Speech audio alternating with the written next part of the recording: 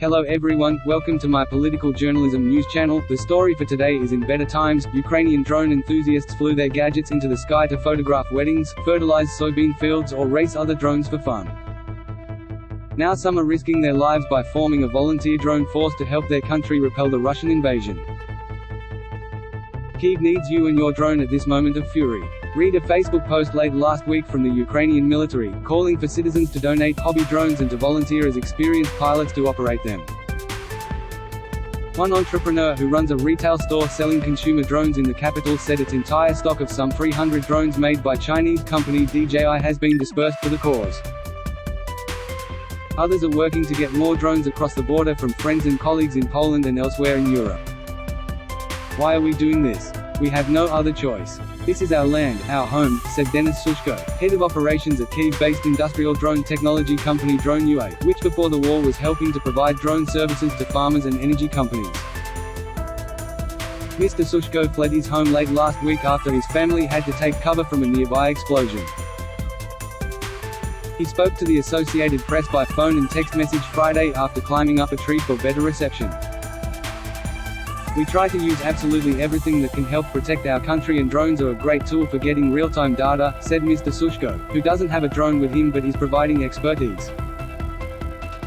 Now in Ukraine no one remains indifferent. Everyone does what they can. Unlike the much larger Turkish-built combat drones that Ukraine has in its arsenal, off-the-shelf consumer drones aren't much use as weapons, but they can be powerful reconnaissance tools. Civilians have been using the aerial cameras to track Russian convoys and then relay the images and GPS coordinates to Ukrainian troops.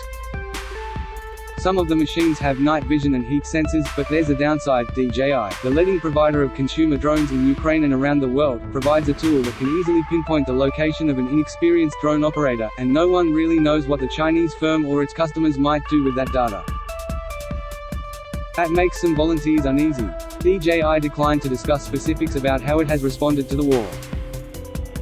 Taras Triak, a dealer of DJI drones who started the Kyiv retail store, said DJI has been sending mixed signals about whether it's providing preferential access to, or disabling, its drone detection platform Aeroscope, which both sides of the conflict can potentially use to monitor the other's flight paths and the communication links between a drone and the device that's controlling it.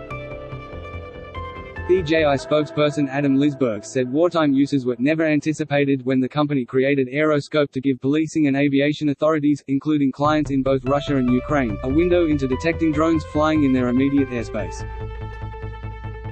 He said some users in Ukraine have reported technical problems, but DJI has not disabled the tool or given preferential access. In the meantime, Ukrainian drone experts said they've been doing whatever they can to teach operators how to protect their whereabouts. There are a number of tricks that allow you to increase the level of security when using them, Mr. Sushko said.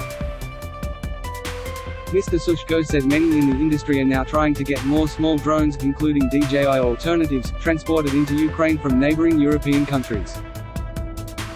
They can also be used to assist search and rescue operations. Ukraine has a thriving community of drone experts, some of whom were educated at the National Aviation University or the nearby Kyiv Polytechnic University and went on to found local drone and robotics startups. They've got this home-built industry and all these smart people who build drones, said Fane Greenwood, AU. Based consultant on drones for civic uses such as disaster response, Mr. Triak's DJI-branded store in Kyiv, which is now shuttered as city residents take shelter, was a hub for that community because it runs a maintenance center and hosts training sessions and a hobby club. Even the country's president, Volodymyr Zelensky, once paid a visit to the store to buy a drone for one of his children, Mr. Triak said. A public drone-focused Facebook group administered by Mr. Triak counts more than 15,000 members who have been trading tips about how to assist Ukrainian troops. One drone photographer who belongs to the Ukrainian Association of Drone Racing Team told the Associated Press he decided to donate his DJI Mavic drone to the military rather than try to fly it himself. He and others asked not to be named out of fear for their safety. The risk to civilian drone operators inside Ukraine is still great, said Australian drone security expert Mike Monick. Locating the operator's location could result in directed missile fire, given what we've seen in the fighting so far. It's no longer rules of engagement as we have had in previous conflicts. In recent days, Russian-language channels on the messaging app Telegram have featured discussions on ways to find Ukrainian drones, Mr. Monick said. Some in Ukraine's drone community already have experience deploying their expertise in conflict zones because of the country's long-running conflict with Russian-backed separatists in eastern Ukraine. Mr. Monik's firm, DroneSec, has tracked multiple instances just in the past year of both sides of that conflict arming small drones with explosives. One thing that Ukrainians said they've learned is that small quadcopter drones, such as those sold at stores, are really effective at hitting a target with explosive payloads. It would seem somewhat short-sighted to waste one, said Greenwood, the consultant based in Cambridge, Massachusetts.